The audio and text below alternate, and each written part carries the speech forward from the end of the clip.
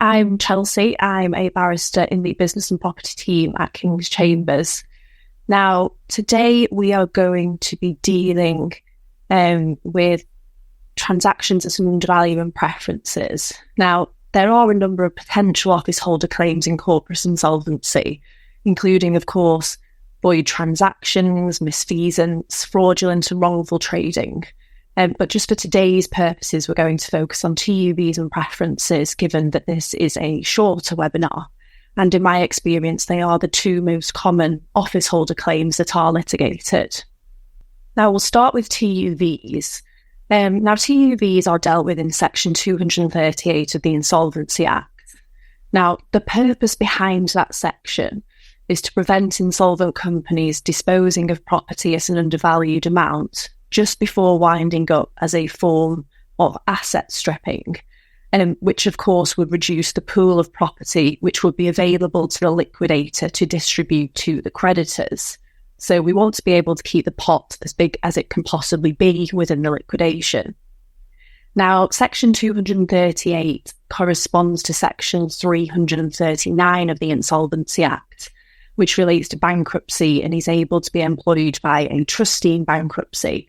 Now, this webinar is only looking at transactions in corporate insolvency, but at the end of this webinar, and please let me know in the comments section if you'd like me to do a similar webinar on transactions in personal insolvency, because I'm able to do that.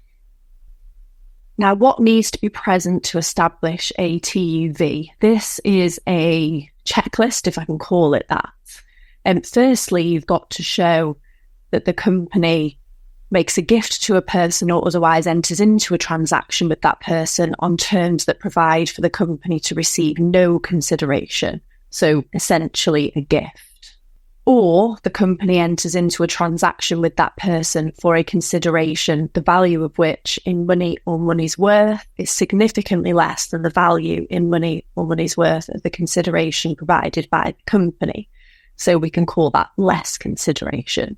Now, in addition to that, the company needs to have entered into the transaction at a relevant time. Now, relevant time is defined in Section 240, subsection 1 of the Insolvency Act. And in relation to TUVs, the relevant time is the period of 2 years prior to the onset of insolvency. Now, onset of insolvency is defined in Section 240, subsection 3. Where there has been an administration order made, it's the date on which the administration application was made, which is the onset of insolvency.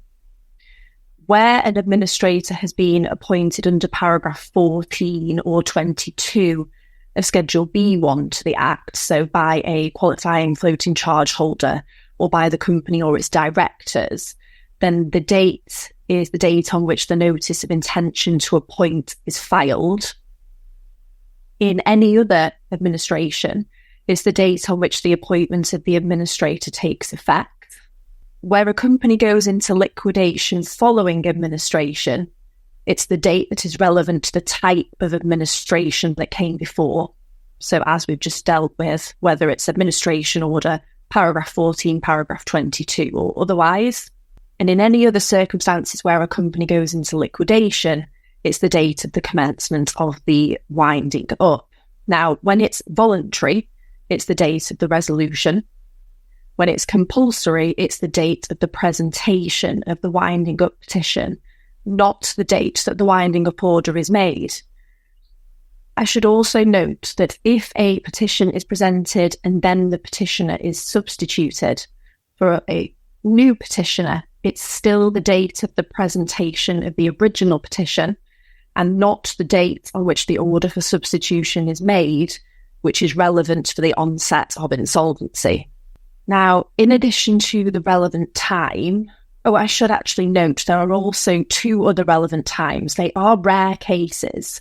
But other relevant times for a TUV are between the making of an administration application and the making of an order on that application, and also between the filing of a notice of an intention to appoint under paragraph 14 or 22 and the making of an appointment under that relevant paragraph. Like I said, those situations are rare, but it's important to note that they do constitute a relevant time for the purpose of the section. Now, in addition to relevant time, it has to be established that the company was insolvent when the payment was made or became insolvent in consequence of the transaction. Now, insolvency is presumed to be satisfied unless the contrary is shown in relation to any TUV which is entered into by a company with a person connected with the company. It's section 249, which sets out what constitutes a connected person, such as a director of a company. Now, the presumption reflects the fact that the section was designed to prevent asset stripping in favour of those connected with the company that aren't necessarily entitled to the benefits. Now, in the majority of cases that I deal with, the respondent is likely to be a connected person. The relevant time for determining whether a person is actually connected to the company is the date of the impugned transaction. And I've noted the case of Darty Holdings and Carton Kelly at the bottom of the slide. And that's helpful because it states that if the connection is terminated after the transaction takes place, that's irrelevant. So you can't, for example, receive a benefit as a director of a company, then resign as a director of the company and essentially get away with the transaction. So that's a helpful case just to have in your back pocket.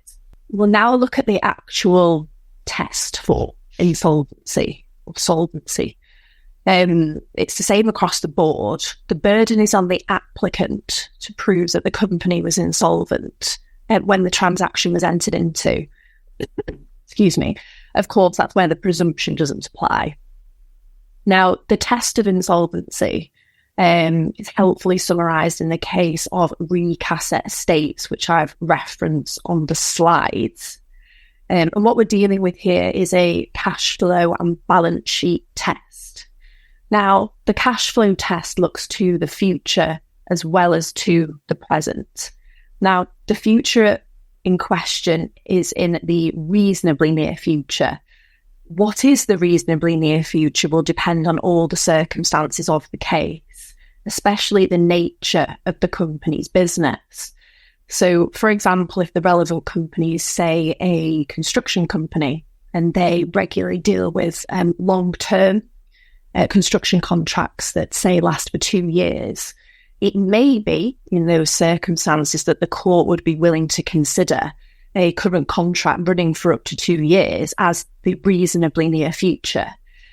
But the test is flexible, it's fact sensitive to every case, and I do find that it's rather unpredictable. It's difficult to know if a judge is going to treat the reasonably near future as even sometimes days or months or years. So it's really important to give context to the type of company that we're dealing with. On the other hand, the balance sheet test, especially when applied to contingent and prospective liabilities, it's not a mechanical test, but it's a more foolproof test, if I can put it that way.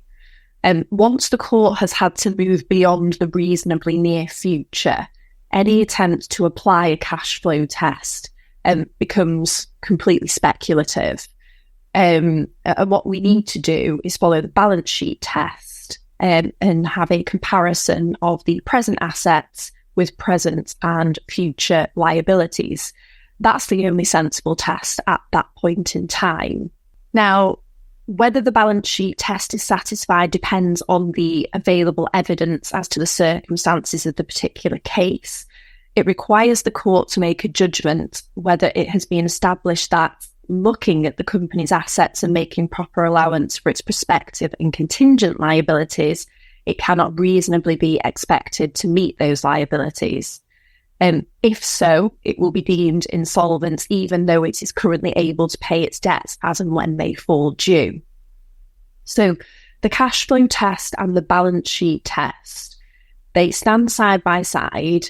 Please always consider both. you often find that one party will really like to focus on one because it gives an indication of insolvency, and the other party will really like to focus on the other because it gives an indication of solvency. So just prepare yourself for both tests to be able to make submissions in relation to both tests, because just focusing on one isn't going to help you. Now, when dealing with TUVs, there is no subjective element to deal with. There's no obligation on the applicant to prove that the insolvent company intended to sell at an undervalue. If they did sell at an undervalue and the other elements are satisfied, that's the end of the matter. We don't need to look at the intention of the company. Now, there isn't a subjective element, but there is a Toland defence. Now, the Toland defence, firstly, is the company entered into the transaction in good faith and for the purpose of carrying on its business. And the second limb is that at the time of entering into the transaction, there were reasonable grounds for believing that the transaction would benefit the company. Now, the defence is rarely successful. I'm not suggesting you shouldn't try and use it. Please do if you think that you have the relevant evidence. But just note, it is a bit of an uphill struggle. And I'm yet to see a defence like that succeed. Now, we'll deal with limitation for transactions at an undervalue. Actions under the section are regarded as actions on a specialty covered by sections 8 and 9 of the Limitation Act. It's therefore a 12-year limitation period in which proceedings can be commenced. But please note that the substance of the application has to be to set aside a transaction and not simply to recover a sum that is recoverable, because then the limitation period isn't as long. Now, if a claim for a sum that is recoverable is ancillary to the primary head of relief that involves setting aside a transaction, then the limitation period is still 12 years. So always include in your application an application to set aside a relevant transaction, then you can afford yourself in the 12-year limitation period. Now, I popped a couple of helpful cases up. Firstly, the case of Ovenden Colbert printers. In that case, stated that the unilateral misappropriation by a director of his or her company's property does not constitute a transaction between the director and the company. So just be aware of that. I've also noted the case of Sims and Oakes, which held that any transfer that is expressed to be simply for natural love and affection will constitute a TUV unless there is some other explanation for it. This can cover situations where you're merely dealing with gifts, say, for example, between husband and wife, between partners. It's also cropped up sometimes in relation to Mahirs, Mahirs being almost equivalent to a dowry within the Islamic faith. So that's just something to note if you sometimes do deal with that area of law, because despite whatever tradition there is, whatever affection there is behind a gift or a wedding gift, if it satisfies the requirements that we've just gone through, it will constitute a TUV. And the office holder will be able to make an application and seek an order to restore the position of the company. We'll now move on to preferences, which are covered by Section 239 of the Insolvency Act, so the next section. Now, the purpose is to prevent insolvent companies from paying more to a creditor than would be due to them in a winding up, which would affect the statutory regulated system laid down for payment of creditors. Now, essentially, the section prevents one creditor from receiving an advantage at the expense of the other creditors. It is exactly what it says on the tin. You don't want one creditor to be preferred over the other. We'll now deal with what needs to be established, present to establish a preference. Firstly, a payment or other benefit is made or given to a person by the company the person being one of the company's creditors or a surety or guarantor for any of the company's debts. Now, a creditor is someone who could prove for a debt within the winding up of that company. So just bear that in mind when you're dealing with creditors of the company.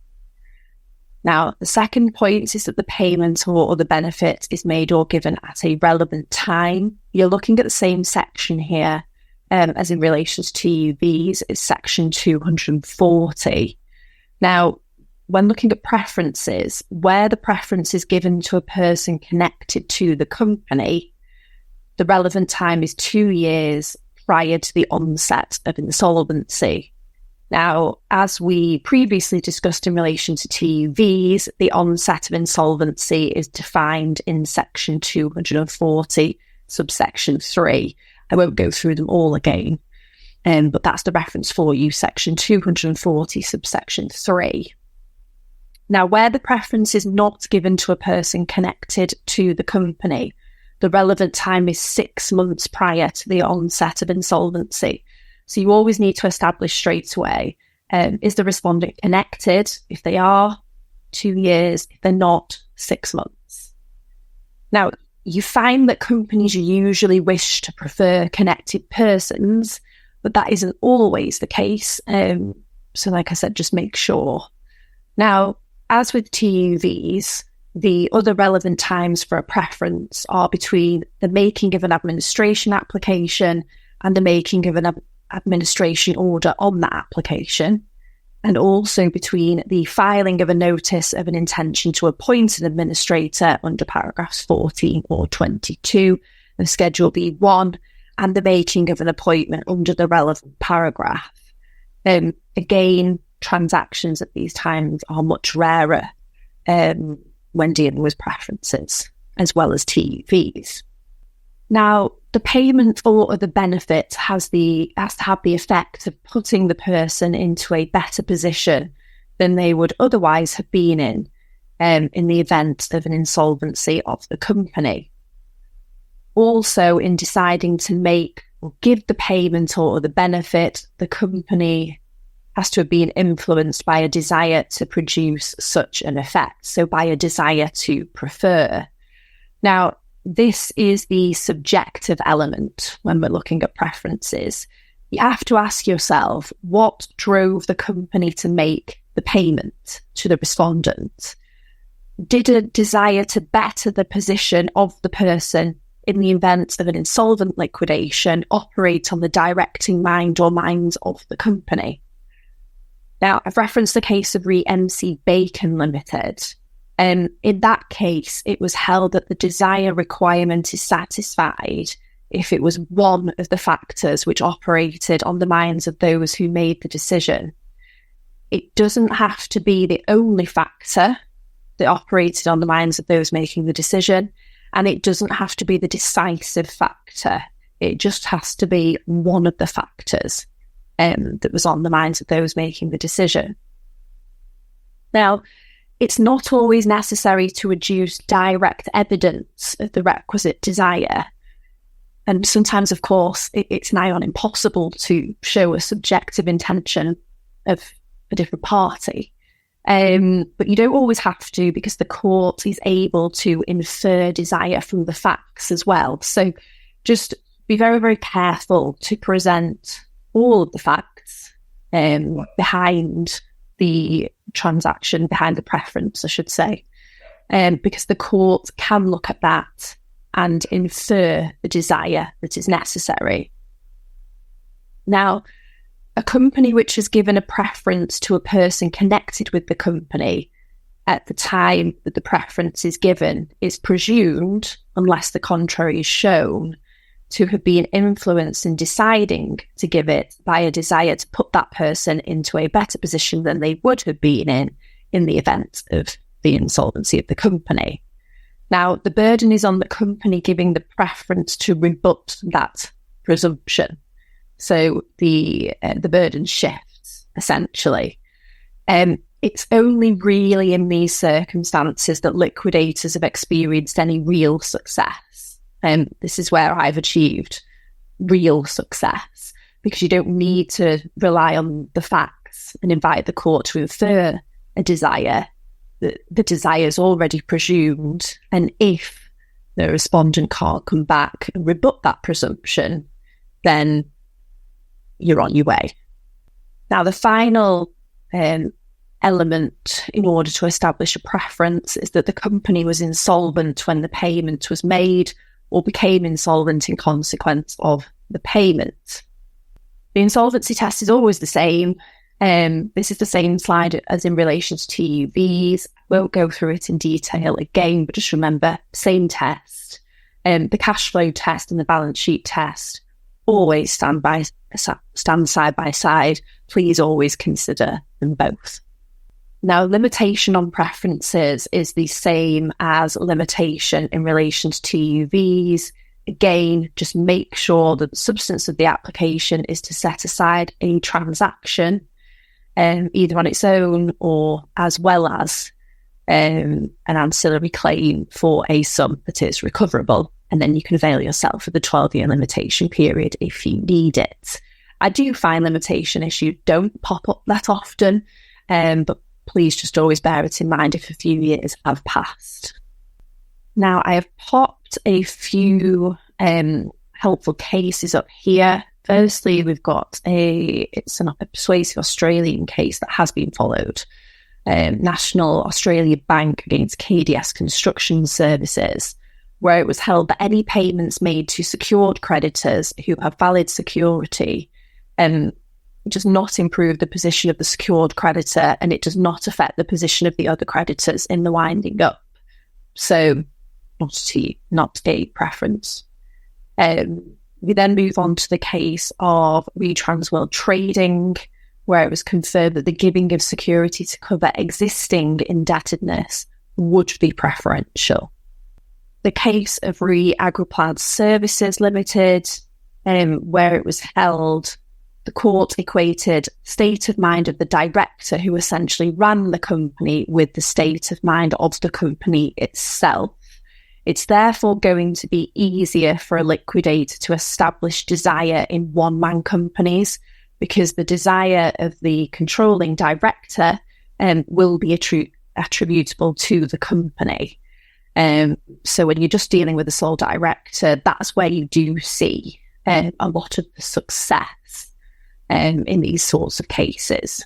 The final helpful case that I've referenced is the case of Kelmanson and Gallagher. It's a more recent case where it was held that an incorrect but nonetheless sincerely held belief that a particular creditor had held registered security and would be paid first on an insolvent liquidation would exclude the existence of the necessary desire.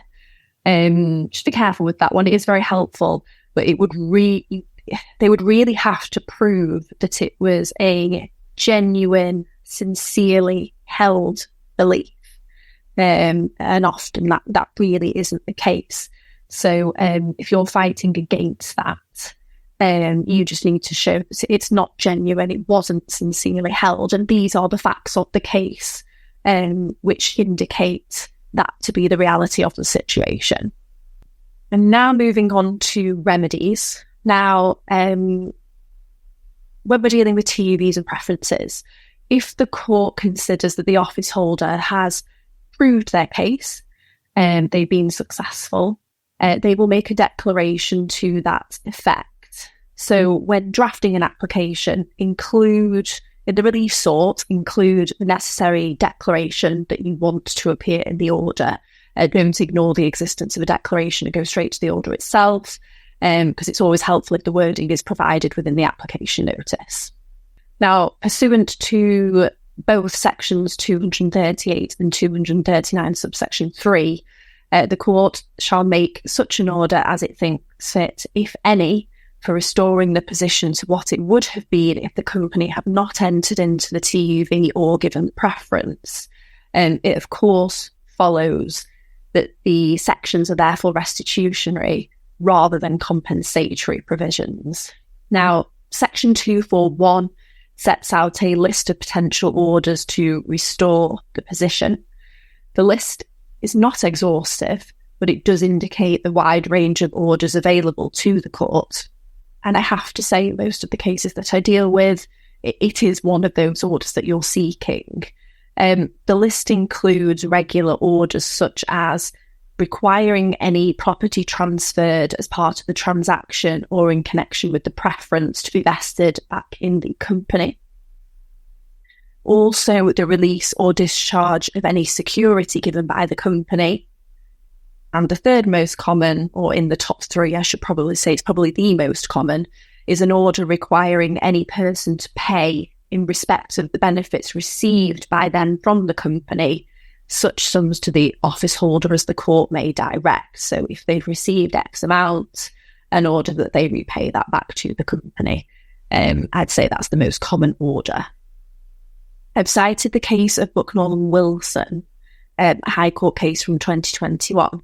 This case is actually a helpful read if you ever are dealing with remedies such as this, if you have the time. It confirms that although the granting of relief is at the discretion of the court, and although technically that discretion is unfettered, that it must be exercised judicially in the context of the statutory provision and, of course, the purpose, which we looked at right at the beginning, of both TUVs and preferences. Now, a court may decline to grant relief where they think that justice requires it, even where the applicant has been successful. But Bucknell confirmed that there would have to be something unusual and that the circumstances would have to be sufficiently exceptional to justify not granting relief in favour of a successful applicant. So although it's possible that the court will find that the applicant has been successful and not make an order, it's very, very rare. And in those cases, the burden shifts to the respondent to satisfy the court that their situation is outside of the norm, i.e. it's exceptional, and why they say an order should not be made. Because, of course, you're never going to have an applicant saying that an order should not be made upon their successful application. So the burden falls on the respondent in that regard, and that burden is very, very rarely satisfied. Now, that brings us to the end of this webinar. I know it was a bit of a scattergun approach and we quickly went through it, but we wanted to deal with it within 30 minutes. I am going to send out copies of these slides. So if you have any questions, please pop them in the question and answer or chat part of Zoom.